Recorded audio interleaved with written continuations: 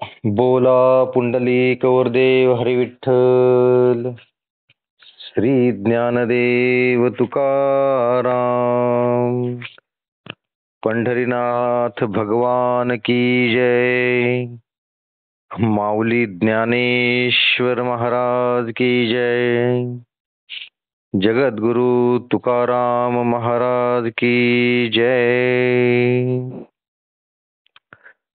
ज्ञानेश्वरीचा अध्याय 14वा म्हणजे गुणातीत योग.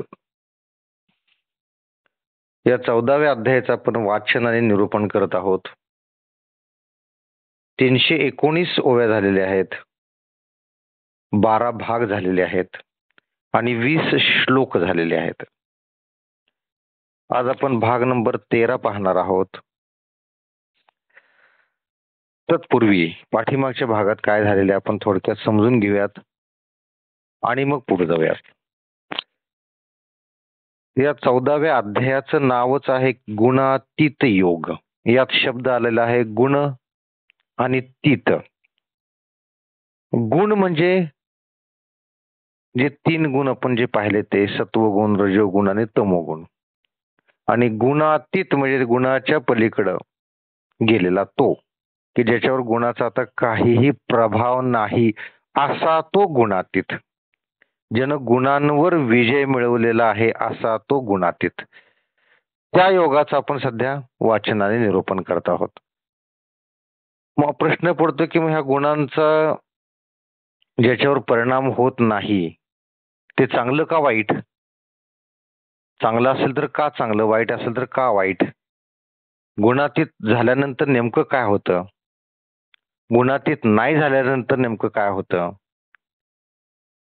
आणि सुरुवातीपासूनच जर विचार केला तर या सृष्टीची उत्पत्ती कशी होते, नंतर मनुष्याच्या देहामध्ये हे गुण येतात कसे, मग देह आणि देहातलं जे चैतन्य आहे त्या दोन्हीवर या गुणांचा परिणाम होतो किंवा नाही? जर नाही तर का नाही होत? झाला तर काय होईल, नाही झाला तर काय होईल? मग हे सत्वगुण, रजोगुण, तमोगुण हे काय आहेत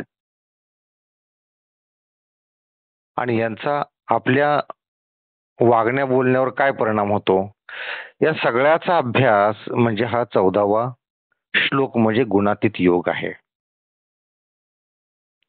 त्या सगळ्या प्रश्नांची उत्तर आपल्याला या 14व्या श्लोकामध्ये, 14व्या अध्यायामध्ये म्हणजे गुणातीत योगामध्ये मिळतात आपल्याला. अतिशय सुंदर असं हे निरूपण आहे. याच्यामध्ये फार चांगले विचार आहेत. आपल्या दैनंदिन वागण्यासाठी, बोलण्यासाठी या 14व्या अध्यायाचा अतिशय उपयोग होतो. म्हणजे याचं जर या पद्धतीने जर आपण वागलो तर आपल्यावर कोणी नाराज होईल असं वाटत नाही. एवढं एवढं छान निरूपण याच्यामध्ये आहे. तर या 14व्या अध्यायाची सुरुवात करतानाच भगवंत अर्जुनास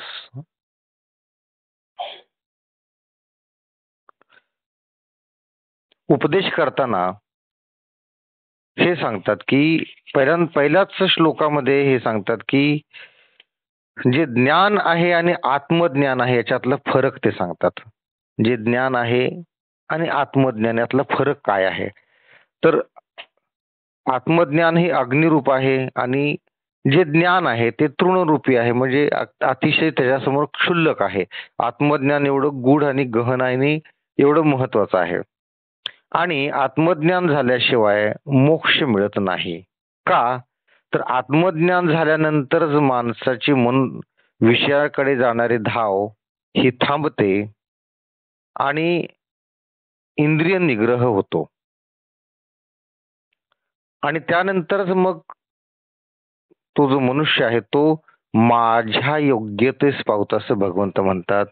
म्हणजे ज्याला आत्मज्ञान झालेला आहे तो भगवंताच्या योग्यतेस जाऊन पोहोचतो. एवढी शक्ती, एवढी ताकद या आत्मज्ञानामध्ये आहे. आता भगवंताच्या योग्यतेस जाऊन पोहोचतो म्हणजे काय? तो नित्य होतो, पूर्णत्वास पावतो, महानंदात राहतो, त्याच्या मनात भेद राहत नाहीत. भगवंत म्हणतात मी जसा अनंत आहे तसा तोही अनंत होतो. सगळ्यात महत्वाचं त्याच्या मनातला द्वैतभाव निघून जातो आणि तो जन्म मरणाच्या सपाट्यात अडकत नाही. पुढच्या श्लोकामध्ये माया आणि तिचे अपत्य या संदर्भात आपण वाचलेलं आहे की भगवंताचं बीज आणि माया यांच्या संयोगाने या सृष्टीची उत्पत्ती होते.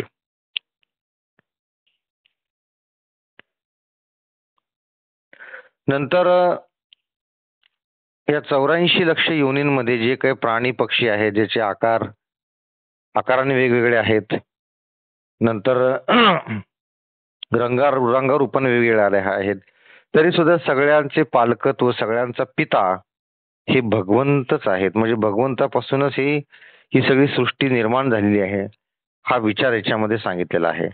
त्यानंतर सत्वगुण, रजोगुण आणि तमोगुण हे तिन्ही गुण प्रकृतीपासून उत्पन्न होतात. जीव उत्पन्न होतो तो प्रकृतीपासून, त्याच्यामध्ये चैतन्य येतं ते भगवंताच्या बीजापासून येतं. या प्रकृतीपासून सत्वगुण, रजोगुण आणि तमोगुण हे माणसाच्या देहामध्ये येतात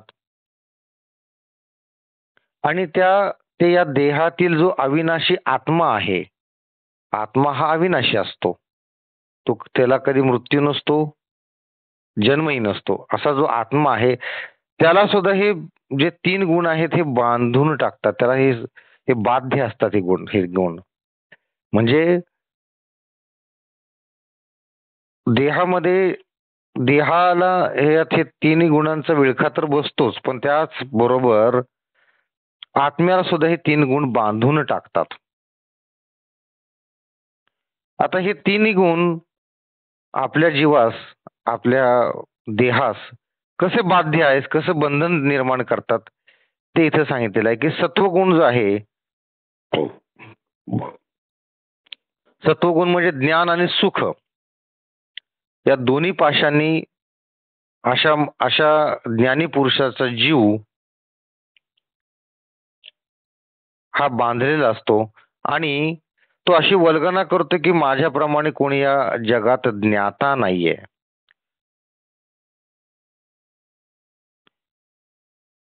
मीच श्रेष्ठ आहे असा त्याला अहंकार होतो, घमेंड बाळगतो तो. अशा पद्धतीने तो सत्वगुणाने जीवास त्याच्या बाधा होते. नंतर रजोगुण म्हणजे आत्मरंजन, मनोरंजन. या रजोगुणानं काम वासना सदैव जागृत राहते. कामाची इच्छा कायम त्याच्या मनामध्ये असते. सर्वच इच्छा त्याच्या मनामध्ये कायम असतात. एक इच्छा संपली की दुसरी इच्छा, एक झाले की दुसरं काम, दुसरं झाले की तिसरं काम. रात्रंदिवस असे लोक कामात असतात.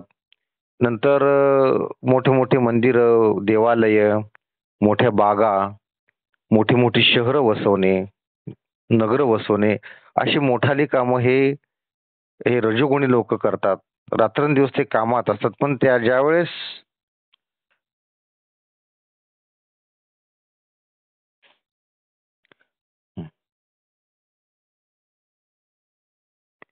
आणि अशा पद्धतीने रजोगुण हा याला जरी वाटत असलं की रजोगुणातून आपल्याला जे मिळतंय ते सुख आहे, पण ते सुख नसतं, तर तेच दुःख आहे, महादुःख आहे. अशा पद्धतीनं रजोगुणी लोक जीवास बंध पोचवतो. रजोगुण हा जीवास बंध पोचवतो. तसा तिसरा गुण म्हणजे तमोगुण. तमोगुण म्हणजे साक्षात आळस, कर्तव्याविषयी दुर्लक्ष, झोप. असे लोक व्यवहारात दृष्टीमंद असतात. त्यांच्या मनात मोह असतो, अज्ञान असतं. त्यांच्याकडे पाहिले की ते कायम जांभया देत असतात, अंथरुणावर लोळत पडलेले असतात. यांना कधी त्यांच्याकडून कुठलंही काम लवकर होत नाही. कधी एखादं काम सांगितलं तर त्यांना क्रोध येतो आणि अशा पद्धतीनं त्यांना अज्ञान मिळतं. ही त्या जीवास झालेली बाधा आहे. तमोगुणापासून जीव कसा बांधला जातो ते इथे सांगितलेलं आहे. त्यानंतर 11 ते 15 हे आपण श्लोक नाही, 10वा श्लोक आपण पाहिला.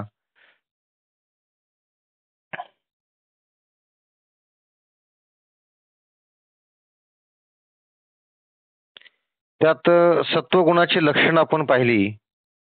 ही लक्षणं अतिशय सुंदर आहेत. नीट लक्ष द्या की सत्वगुणाने माणसाच्या शरीरामध्ये ज्ञान हे अंतर्यामी ओतप्रोत भरलेले असते. त्यांचे इंद्रिय जे असतात ते इंद्रिये ही विवेकाने वागत असतात. इंद्रियेच बऱ्या वाईट गोष्टींची पारख करतात.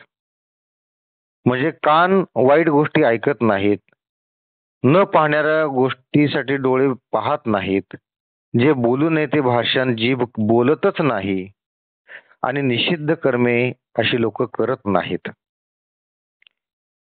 हे सर्व सत्वगुणाची लक्षणं आहेत. त्यांच्या मनात ज्ञानाचा प्रकाश कायम असतो.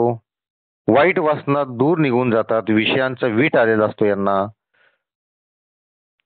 ही सगळी सत्वगुणाची लक्षणं आहेत. आणि अशा सत्वगुणात असताना जर त्यांनी देह ठेवला, त्यांना मृत्यू आला, तर ही सत्वाची मूर्तीच बनतो आणि भगवंताशी एकरूप होऊन जातो, आत्मस्वरूपात निमग्न होऊन जातो.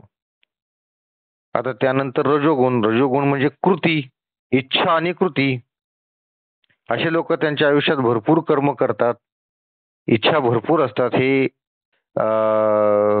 इच्छाशक्ती अशा लोकांची अतिशय मोठी असते. असे लोक अचाट छंदाच्या मागे लागतात. त्यांच्याकडून मोठमोठे कर्म घडतात. मोठमोठे देवालय वगैरे ते बांधतात, शहर वसवतात. आणि ज्यावेळेस त्यांचा अंत होतो त्यावेळेस ते रजोगुणातच राहतात आणि मनुष्य योनीत जन्म घेतात. तमोगुणाचे लोक अज्ञानी, त्यांची स्मृती देशोधडीला गेलेली असते, अविचारी असतात, अनाचार त्यांच्यात ठाई ठाई भरलेला असतो, मूर्खपणाची भरपूर लक्षणं असतात. वाईट कर्मे करण्याची त्यांना फार हौस असते. निषिद्ध कर्मे ते नक्की करतात. आणि ज्यावेळेस त्यांचा अंत होतो, ज्यावेळेस त्यांचा मृत्यू होतो, त्यावेळेस ही लोक पशु पक्षी किडा मुंगी यांच्या जन्मास जातात.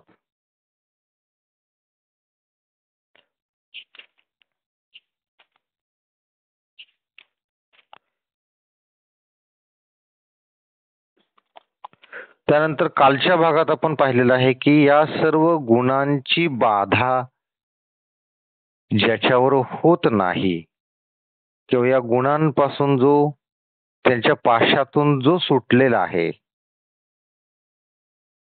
की ज्याच्या हृदयात आत्मज्ञानाचा उदय झालेला आहे, तो गुणातीत.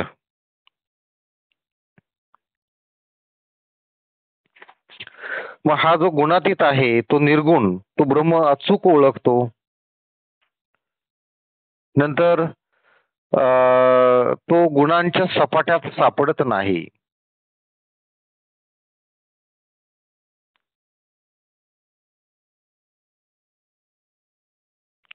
त्याच्यावरील जीव व ईश एकद्रुपी लाटा आत्मस्वरूप सागरात मिसळतात आणि तो भगवंताबरोबर मद्रूप होतो. आणि तो जरी देहात असला तरी गुणांनी लिप्त होत नाही. तो आपल्या शरीराच्या विषयी निष्काळजी असतो. आणि जेव्हा देह बुद्धी नाहीशी होते तेव्हाच आत्मस्वरूपाची ओळख होते. अशा स्थितीमध्ये आत्मस्वरूपाशिवाय दुसऱ्या कशाची आठवण त्याला होत नाही. म्हणून असा जो मनुष्य आहे, असा जो ज्ञानी आहे, ज्याच्या अंतःकरणात बोध झालेला आहे, त्याला ज्ञान झालेलं आहे, तो जरी देहधारी असला म्हणजे जरी तो जिवंत असला, देहात जरी असला, तरी तो गुणातीत आहे असे मी म्हणतो, असं भगवंत म्हणतात. काल आपण इथपर्यंत आलो होतो. आज आपण भाग नंबर 13 पाहणार आहोत. त्यासाठी श्लोक नंबर 21 त्याचा आपण श्लोकार्थ वाचूयात. अर्जुन म्हणाला, हे प्रभो, या तिन्ही गुणांना मागे टाकून पलीकडे गेलेला जीव कोणत्या चिन्हाने ओळखावा? त्याचा आचार कसा असतो आणि तो 3 गुणांना कसा ओलांडून जातो. जसे प्रश्न आपल्या मनात उत्पन्न होतात तसाच अर्जुनाच्या मनात उत्पन्न झालेले प्रश्न विचारणार तरी कोणाला, मग शंका विचारणार तरी कोणा, तर साक्षात भगवंत समोर आहेत. म्हणून तो भगवंताला शंका विचारतो. काय विचारतो की हे प्रभो, या गुणांना, या तिन्ही गुणांना मागे टाकून पलीकडे गेलेला जो जीव म्हणजे जो गुणातीत झालेला जीव आहे तो कोणत्या चिन्हाने ओळखावा, त्यातली लक्षणं काय आहेत, त्याचा आचार कसा असतो, म्हणजे तो त्याचं वागणं बोलणं कसं असतं, कशावरून ओळखायचं की हा गुणातीत झालेला आहे का गुणांनी बाध्य आहे, आणि तो 3 गुणांना ओलांडून जातो कसा, कसा जातो, हे 3 प्रश्न विचारलेले आहेत. आता या तिन्ही प्रश्नांची उत्तर म्हणजे हा आजचा आपला 13वा भाग आहे. आपण वाचूयात, पुढे जाऊयात. ओळ वाचूयात आता. ओळी नंबर 766. तेणे तो शे वीर पुसे, जी कोणी चिन्हे तो दिसे, जया माझी वसे ऐसा बोधू, तो निर्गुण काय आचरे, कैसे निगुण निस्तरे, हे सांगी जो माहेरे कृपेचेनी. यया अर्जुनाची या प्रश्ना, तो षडगुणांचा राणा, परिहारू आकरणा, बोलतू असे, म्हणे पार्था तुझी नवाई, हे एतुलेची पुससी काई, ते नामची तया पाही, सत्य लटिके, गुणातीत जया नावे, तो गुणाधीन तरी नव्हे, ना होयंतरी नागवे, गुणायया परी आधीन का नागवे, हेची कैसे निजाणावे, गुणांची ये रवरवे, माझी असता, हा संदेह जरी वाहसी, तरी सुखे पुसोलाहसी, परिस आता तयासी रूप करू. अशा हर्षयुक्त अंतःकरणाने तो वीर अर्जुन श्रीकृष्णास म्हणाला, ज्या अंतःकरणात असा बोध झाला आहे म्हणजे जो गुणातीत झालेला आहे त्याची लक्षणं काय असतात, तो गुणातीत कशा रीतीने वागतो व गुणांचे निवारण कसे करतो. देवा, आपण कृपेचे माहेरघर आहात, तेव्हा हे सर्व मला स्पष्ट करून सांगा. अतिशय स्पष्टपणे अर्जुनाने भगवंतास प्रश्न विचारलेले आहेत. आता याचं उत्तर काय सांगतात बघा भगवंत. या अर्जुनाच्या प्रश्नावर षडगुणेश्वर संपन्न श्रीकृष्ण परमात्मा काय उत्तर देतात ते ऐका. ते म्हणतात, पार्था, हाच का तुझा प्रश्न आहे. कारण गुणातीत हे नाव उच्चारण्याबरोबरच त्याचे आचरण काय हा प्रश्न संभवत नाही. गुणातीत म्हणले की तो कसा असणार तो प्रश्नच संभवत नाही. ज्याला गुणातीत म्हणतात तो गुणाधीन खास असतो अथवा गुणात राहटत असला तरी गुणांच्या सपाट्यात सापडत नाही. थोडक्यात व्याख्या केलेली आहे भगवंतांनी. गुणातीत म्हणजे काय की जो गुणात राहत असून सुद्धा गुणांच्या सपाट्यात सापडत नाही असा तो. पण त्याचा गुणांशी संबंध असून तो गुणांच्या अधीन आहे किंवा नाही हे कसे जाणावे. हीच जर तुझ्या मनात शंका असेल तर खुशाल विचार, त्याची लक्षणं सांगतो, ऐक. भगवंत काय म्हणतात की पण त्याचा गुणांशी संबंध असून तो गुणांच्या अधीन आहे किंवा नाही हे कसे जाणावे. आता आपण एखादा पुरुष गुणातीत आहे असं समजलो, तो गुणातीत आहे कशावरनं, त्याच्यात तो गुणांच्या अधीन आहे किंवा नाही याची काही लक्षणं आहेत का, कशावरनं ओळखायचं हा मनुष्य गुणातीत झाला किंवा नाहीये. तर ती लक्षणं सांगतो, ऐक, असं भगवंत म्हणतात. श्लोक नंबर 22. श्री भगवान म्हणाले, अर्जुना, जो ज्ञान, कम प्रवृत्ती आणि अज्ञान ही प्राप्त झाली असता द्वेष करत नाही व नष्ट झाली असता त्याची इच्छा करीत नाही. म्हणजे त्याच्या मनाचा समभाव निर्माण झालेला असतो. कशाच्या बाबतीत? ज्ञान, कम प्रवृत्ती आणि अज्ञान या तिन्हीच्या बाबतीत त्याच्या मनामध्ये समभाव निर्माण झालेला असतो. म्हणजे हे प्राप्त झाली तरी त्याच्यावर काही फरक पडत नाही, त्याचा द्वेष करत नाही किंवा नष्ट झाली तरी त्याची इच्छा धरत नाही, असा त्याचा अर्थ आहे.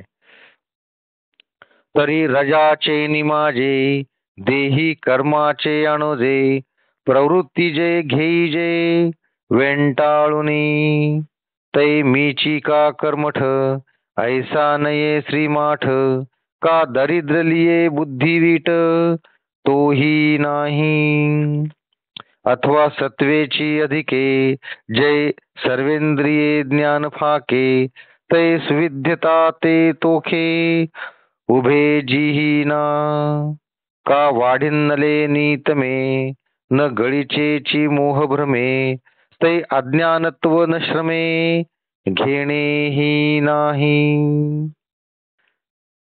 जरी रजोगुणाचा जोर होऊन देहात अंकुर फुटून तो प्रवृत्ती मार्गात घडून गेला तरी मीच कर्म करणार आहे असा अभिमान ज्याला उत्पन्न होत नाही अथवा कर्म नाहीसे झाल्यावर त्याच्या बुद्धीस वाईटही वाटत नाही. बघा, आपण 8व्या भागामध्ये आपण हे पाहिलं होतं की या तिन्ही गुणांची बाधा आपल्या देहावर कशी होते, आपल्यावर कशी होते, हे आपण पाहिलं होतं श्लोक नंबर 6 मध्ये. सत्वगुण जो आहे त्याची सत्वगुणाची बाधा, सत्वगुण जरी असले तरी त्याची बाधा शरीरावर होते. कशी होते? तर सुख आणि ज्ञान याचा संबंध आहे सत्वगुणाशी. पण त्याला अहंकार होतो. मी ज्ञानी आहे असे तो वल्गना करू लागतो. माझ्याप्रमाणे जगात कोणीच नाही असे तो घमेंड बाळगू लागतो. ही सगळी बाधा गुणातीत पुरुषाच्या अंगी नसते. म्हणजे ज्यावेळेस तो गुणातीत होतो त्यावेळेस त्याच्यातली ही बाधा निघून गेलेली असते. हेच त्याचं लक्षण आहे गुणातीत होण्याचं. तसंच इथं रजोगुणाचं सांगितलेलं आहे की रजोगुणाचा देह जोरात वाढून अंकुर फुटून तो प्रवृत्ती मार्गास घडून गेला तरी मीच कर्म करणार आहे असा अभिमान ज्याला उत्पन्न होत नाही अथवा कर्म नाहीसे झाल्यावर त्याच्या बुद्धीस वाईटही वाटत नाही. हे झालं पहिलं लक्षण. कशाचं? गुणातीत असण्याचं. म्हणजे रजोगुणाचा त्याच्यावर काही परिणाम होत नाही. तो जरी प्रवृत्ती मार्गात घडून गेला, कर्म करू लागला, भरपूर कर्म करू लागला तरी त्याला अभिमान उरत नाही. म्हणजे रजोगुणी असणं वाईट आहे का? नाही, रजोगुणी असणं वाईट नाहीये. तुम्ही रजोगुणात असला, तुमच्या मनात अतिशय उत्साह असतो, इच्छा भरपूर असतात. एक इच्छा झाली की आपण दुसरी इच्छा पूर्ण करण्याच्या मागे लागतो. अशा रीतीने आपल्याकडून भरपूर कर्म घडतात. रात्रंदिवस असे लोक कामात घडून गेलेले असतात. आणि हे जरी असलं तरी त्यानं अभिमान बाळगला नाही पाहिजे. मी हे काम केलं, मी केलं, माझ्याशिवाय झालंच नसतं. आणि जर एखादं कर्म त्याच्या हातून नाही झालं किंवा कर्म त्याच्या हातून नाहीसे झाल्यानंतर त्याच्या बुद्धीस वाईट सुद्धा वाटलं नाही पाहिजे. म्हणजे तो गुणातीत झालेला आहे. म्हणजे गुणातीत होऊन जर तुम्ही कर्मे केली, जर तुम्ही रजोगुणात असला तरी त्याची बाधा त्याला होत नाही. म्हणजे काय, रजोगुणी असणं वाईट नाहीये, पण रजोगुणी असतानाच ती कर्मे करत असतानाच तुम्ही गुणातीत असणं गरजेचं आहे. गुणातीत असला की या तिन्ही गुणांचा तुमच्या चैतन्यावर काही परिणाम होत नाही. पुढे आपण वाचूयात. किंवा सत्वगुण वाढल्यावर ज्यावेळेस सर्व इंद्रियात ज्ञान फाकते त्यावेळेस माझ्यासारखा दुसरा कोणी विद्वान नाही अशा संतोषात जो घडून जात नाही, सत्वगुणाचं बाधा काय होते जीवाला, की त्याच्या मनात अभिमान निर्माण होतो, माझ्यासारखा ज्ञानी कोण नाहीये, माझ्यासारखा विद्वान कोण नाहीये. ही जी बाधा आहे ती त्याच्यातून निघून जाते आणि तो संतोषात घडून जात नाही. अथवा आता तिसरं सांगितलंय, तमोगुण वाढल्यानंतर जो मोहभ्रमाने लिप्त होत नाही. तमोगुण म्हणजे मोह, हे पाहिजे ते पाहिजे, अज्ञान. तर मोहाने जो लिप्त होत नाही व अज्ञानामुळे मनात खेदही बाळगत नाही. मी अज्ञानी आहे म्हणून मनात खेद सुद्धा बाळगत नाही. किंवा मोह उत्पन्न झाला असता ज्ञानाची इच्छा करीत नाही.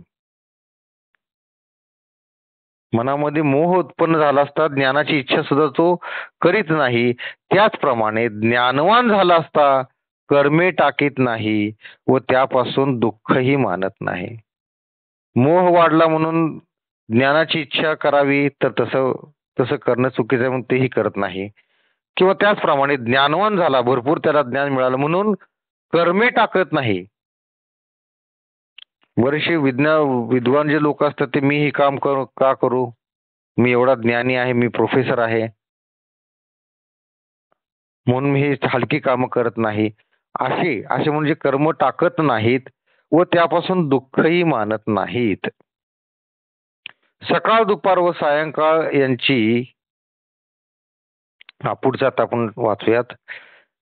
स्वयंप्रात मध्यान्ना हा तिन्ही काळाची गणना, नाही जेवी तपना तैसासे, तया वेगळाची काय प्रकाशे, ज्ञानित्व यावे असे, काय जाणावी पाऊसे, साजा होय ना प्रवर्तलेनी कर्मे, कर्मठत्व तया कागमे, सांगे हिमवंतु हिमे कापे काई, ना तरी मोह आलिया, काही पाया ज्ञानामुखीचे लतया, हो मी आगिते उन्हाळ्या जाळवत असे. सकाळ दुपार व सायंकाळ यांची सूर्याला जशी गणना नसते. सूर्य कधी म्हणतो का आता किती वाजले, सकाळ झाली, दुपार झाली, संध्याकाळ झाली. सूर्य कधी काळाची गणना करत नाही. तसा जो देहावर उत्पन्न होणाऱ्या गुणांकडे लक्ष देत नाही, म्हणजे जो गुणातीत पुरुष आहे त्याच्या देहात सुद्धा गुण असतातच. सत्वगुण असतात, तमोगुण असतात, रजोगुण असतात. देह आहे म्हणजे हे 3 गुण आहेतच. मनुष्य देहामध्ये हे 3 गुण असतातच. पण जो गुणातीत पुरुष आहे तो काय करतो की या गुणांकडे लक्षच देत नाही. असा जो ज्ञानी आहे त्याला दुसऱ्या ज्ञानाची अपेक्षा काय, काहीच नाहीये. हे पहा की समुद्रात पावसाची गरज काय, समुद्र असतो त्याला काय थोडाफार पाऊस पडला काय नाही पडला काय त्याला काय फरक पडतो, त्याची काही पातळी वाढत नाही कमी होत नाही किंवा ती लक्षात येत नाही. अथवा कर्म करीत असता मी करणारा आहे असा अभिमान होईल काय, अथवा मोह उत्पन्न झाला असता त्याचे ज्ञान नष्ट होईल का. हे बघ, अग्नी उन्हाळ्यापासून जळतो का, ही सगळी उदाहरणं दिलेली आहेत. कशासाठी उदाहरणं आहेत ही, की सकाळ दुपार व संध्याकाळ ही सूर्य जशी गणना करत नाही तसाच जो देहावर उत्पन्न होणाऱ्या गुणांकडे लक्ष देत नाही. हे जे ज्ञानी पुरुष असतात, जे गुणातीत असतात, ते देहात जे गुण उत्पन्न होतात त्यांच्याकडे लक्षच देत नाहीत. देहावर उत्पन्न होणाऱ्या गुणांकडे लक्ष देत नाहीत. हे दुसरं लक्षण आहे गुणातीत पुरुषाचं. आता पुढे आपण वाचू श्लोक नंबर 23, त्याचा श्लोकार्थ वाचूयात. उदासीनाप्रमाणे असणारा जो गुणांपासून विकार पावत नाही, गुण करते आहेत असे मानून आपण स्थिर राहतो, काही करत नाही. हा पुढचा त्याचा हे पुढचं लक्षण आहे. काय आहे आपण वाचूयात. तरी जयाचे निमाजे देही कर्माचे अणोजे प्रवृत्ती जे घीजे वेंटाळोनी तै मीची का कर्मठ ऐसा नये श्रीमाठ का दारिद्र्य लिये बुद्धिवीट तोही नाही अथवा सत्वेची अधिके जे सर्वेंद्रिये ज्ञान फाके ते सुविद्या तोखे उभे जेही ना का वाढिन्यले तमे न गळीचे मोह भ्रमे तै अज्ञानत्व न श्रमे घेणेही नाही. त्याप्रमाणे गुण व शरीर हे आपणच असल्यामुळे ते आले किंवा गेले तरी त्यापासून सुख किंवा दुःख होत नाही. अशी ज्याची पक्की समजूत असते तो वाटसरू वाटेने मुक्कामापुरता उरतो. त्याचप्रमाणे उदासीन वृत्तीने देहात वास करतो. जे गुणातीत पुरुष असतात ते काय करतात बघा, की गुण व शरीर हे आपणच असल्यामुळे ते आले किंवा गेले त्यापासून सुख किंवा दुःख उत्पन्न होत नाहीत हे ते मानतात. अशी त्यांची पक्की समजूत असते. कसं वाटसुरू वाटेने मुक्कामापुरता उतरतो त्याप्रमाणे उदासीन वृत्तीने देहात वास करतात. वाटसुरू आपल्या घरामध्ये कायमच राहायला आलेला असतो का? नाही. जात जाता एक दिवस मुक्कामासाठी येतो. रात्र झाली, चालत चाललो होतो, रात्र झाली, मग थोडं मुक्कामाला जागा देता का? मग आपण आपल्या वरांड्यामध्ये किंवा आपल्या एखाद्या गेस्ट रूम मध्ये त्यांना झोपण्यासाठी जागा देतो. वाटसरू दुसऱ्या दिवशी उठतो, आंघोळ वगैरे करतो, आपण दिला तर नाश्ता घेतो आणि त्याच्या पुढच्या प्रवासाला निघून जातो. तसं हे जे चैतन्य आहे, हा जो आत्मा आहे, हा देहामध्ये वाटसरू म्हणून आलेला आहे. जो वाटसरू आलेला असतो तो आपलं घर साफ करत बसतो का? नाही. जो वाटसरू आलेला तो आपल्या घरात म्हणतो का तुझ्यात काय प्रॉब्लेम आहे, तुमच्या घरात काय प्रॉब्लेम आहे, असं नका, तसं वागा, तसं नको, असं वागा, तुम्हाला काय कळतं का नाही, असं कधी राहतात का? आपल्या घरातल्या व्यवहारात तो ढवळाढवळ कधीही करत नाही. तसंच हा जो आत्मा आहे, हे जे चैतन्य आहे, जे देहामध्ये आलेलं आहे ते वाटसरू प्रमाणे वागतं. कसं तर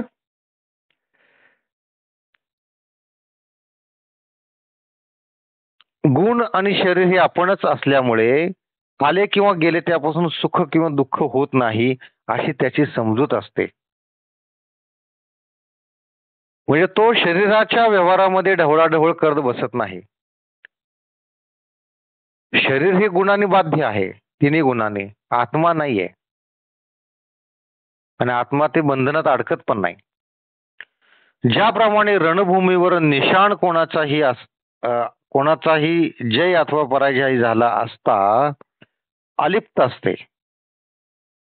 हर्ष आणि शोकापासून अलिप्त असतं, त्याप्रमाणे हा गुणांच्या स्वाधीन होऊन काही कर्मे करत नाही.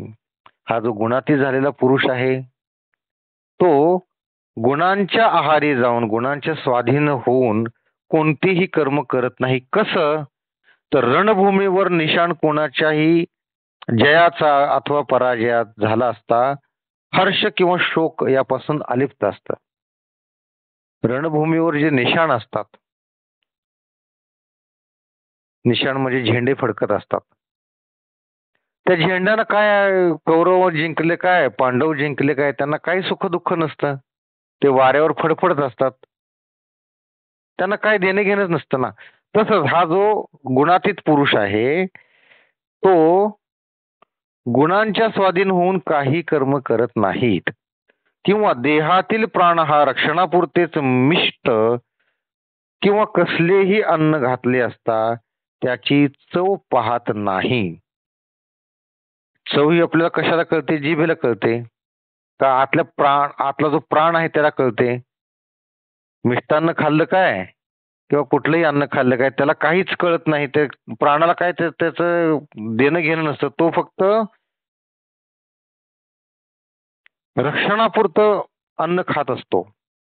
अथवा अतिथी जो पाहुणा आपल्या घरी आलेला असतो, काहीही जेवणास घातले तरी तो खातो. आपल्या घरी पाहुणा आला तो म्हणतो काय, मी चपातीच खातो, भाकरी कधी खात नाही. हे मी कारल्याची भाजी कधी खात नाहीये, मला हे करून द्या, असं कधी म्हणत नसतो तो. जो आपण करून देतो ते तो प्रेमानं खातो आणि निघून जातो, कारण तो अतिथी आहे. हा, आपलं हे कर्तव्य असतं की त्याला विचारावं, या बसा करावं, त्यांना म्हणावं काय घेणार, ही भाजी करतोय तुम्हाला चालते ना, आवडते ना, का तुमच्या आवडीची दुसरी कुठली भाजी करू, असं आपण त्यांना आदरपूर्वक विचारत असतो. हे हे आपलं सौजन्य असतं, हे आपले संस्कार असतात. आणि अतिथी जे देईल ते खात असतो. तो असं म्हणत नाही की मला हे का केलं, ते का नाही केलं, तुम्हाला माहित नाही का मला हे आवडत नाहीये. असे लाड कधी अतिथी करत नसतो. अर्जुना, मृगजळाच्या लाटाने मेरू पर्वत जसा ढळत नाही तसा तो गुणांच्या येण्या जाण्याने अंतर्यामी ढळत नाही. तो म्हणजे कोण? जो गुणातीत झालेला पुरुष आहे तो. ही सगळी आपण गुणातीत पुरुषाची लक्षणं वाचत आहोत. हे बहुत काही बोलिजे, व्योम वारेने न स्वैजे, का सूर्य ना गिळीजे, अंधकारे स्वप्न काजी जिया परी, जागताचे न सितरी, गुणी तसा उधारी, न बंधीजे तो, गुणासी किरणा तुडे, परी दुरिनी जय पाहे कोंडे, ते गुणदोष साई खडे, सभ्यू जैसा, सत्कर्मे सात्विकी, रजजे रजो विषयी की, तम मोहादिकी वर्तत असे, परिसतयाची यागा सत्ता, होती गुणक्रिया समजता, हे पुढे जाणो सविता, लौकिका जेवी. फार काय सांगावे, असे पहा की आकाशात जरी वायू नेहमी फिरत असतो तरी ते कधी वाऱ्याने हलले आहे का? आकाश वाऱ्याने कधी हलतं का? त्यात जरी वारे फिरत असतात तरी नाही हलत. किंवा अंधकाराने सूर्यास कधी गिळून टाकले आहे का? सूर्याला गिळण्याची ताकद कुणाच्यातच नाही, अंधकार थोडी गिळू शकणार आहे. त्याचप्रमाणे जागृत अवस्थेत असलेल्या मनुष्यास स्वप्न फसवत नाही. त्याप्रमाणे ज्ञानवान पुरुष गुणविकारांनी फसत नाही. जो ज्ञानवंत पुरुष आहे तो गुणांच्या विकारांनी कधीही फसत नाही. गुणांनी तो निश्चय करून आकळला सुद्धा जात नाही. गुणांनी त्याच्यावर काहीच फरक पडत नाही, परंतु दुरून त्याचे खेळ पाहतो. म्हणजे जे ज्ञानी पुरुष असतात ते सगळं जाणतात. रजोगुणाची लक्षणं जाणतात, तमोगुणाची लक्षणं जाणतात, सत्वगुणाची लक्षणं जाणतात. हे सगळं जाणून सुद्धा त्या गुणांच्या पाशामध्ये ते अडकत नाही. ते फक्त लांबून आपण कसं गारुड्याचा खेळ पाहतो तसे ते हे गुणांचे खेळ पाहत असतात. चित्रांप्रमाणे हे त्यावेळेस ते गुण हे चित्रांप्रमाणे असून हा प्रेक्षकांप्रमाणे उदासीन असतो, त्याला काही फरक पडत नाही. मग सात्विक गुण सत्कर्माचे आचरण करो, रजोगुण विषयाचा आशा करो, किंवा तमोगुण मोहाधिक अज्ञानात बुडो, तरी त्यापासून याला बाधा होत नाही. याला म्हणतात ज्ञान, ह्याला म्हणतात गुणातीत. या तिन्ही गुणांची त्याच्यावर काहीच बाधा होत नाही. कशी?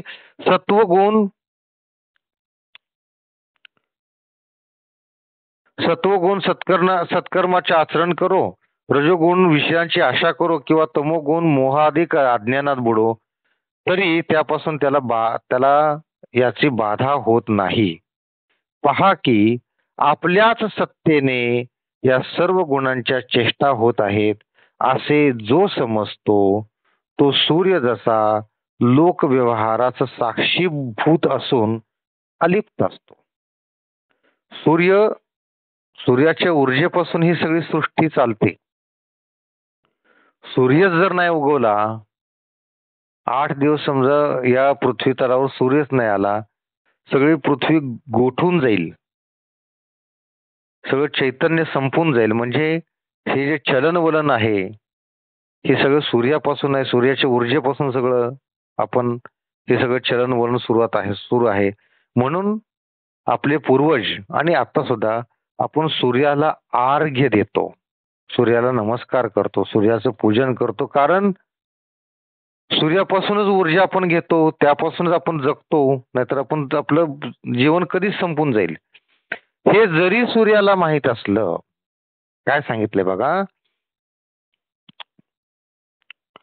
आपल्या सत्तेने सर्व गुणांच्या चेष्टा होत आहेत असे जो समजतो तो सूर्य जसा लोकव्यवहाराचा साक्षीभूत असून सुद्धा अलिप्त असतो.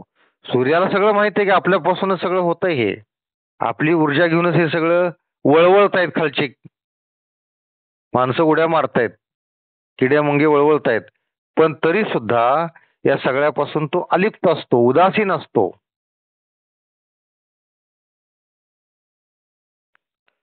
समुद्रची भरती सोमकांती द्रवती कुमुदे विकसती चंद्र तो उगा का वाराची वाजे विजे गगने निश्चळ असिजे तैसा गुणाची ये गजबजे डोलेना जो अर्जुना येणे लक्षणे तो गुणाती तू जाणणे परीस आता आचरणे तयाची जी.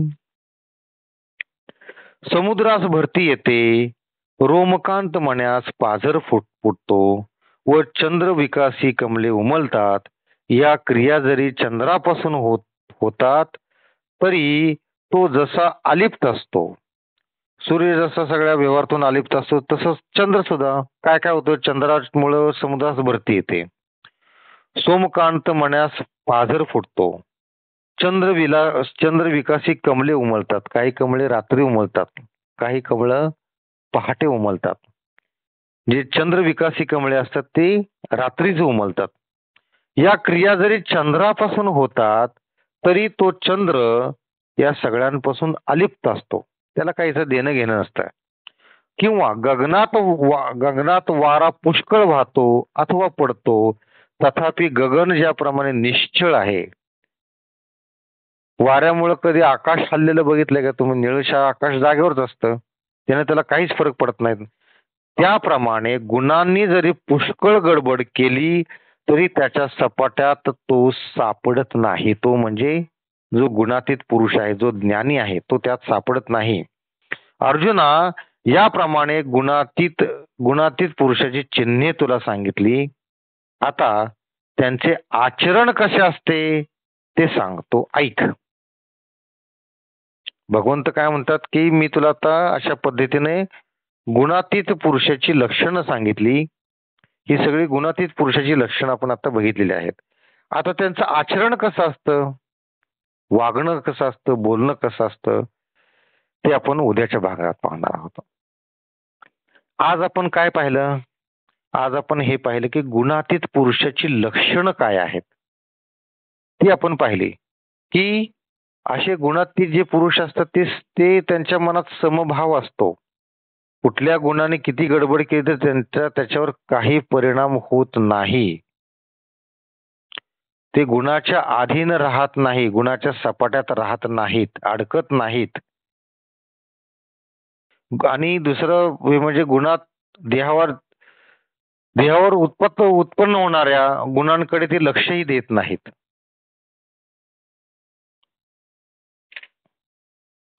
आणि या गुणांपासून होणारे सुख आणि दुःख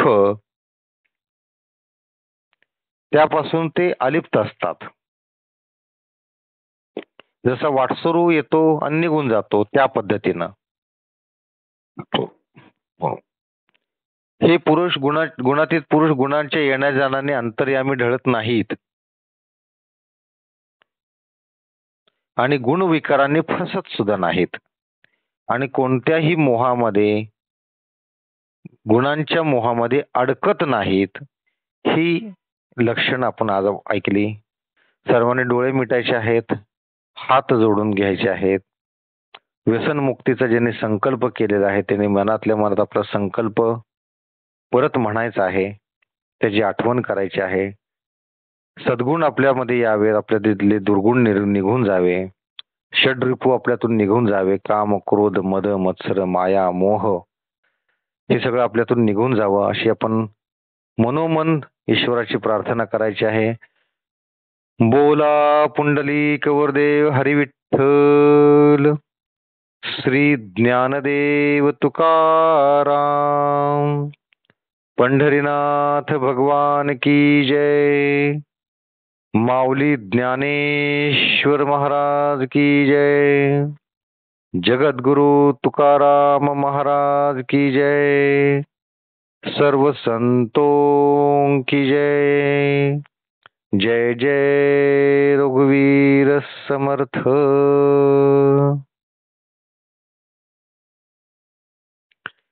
रामकृष्ण हरी.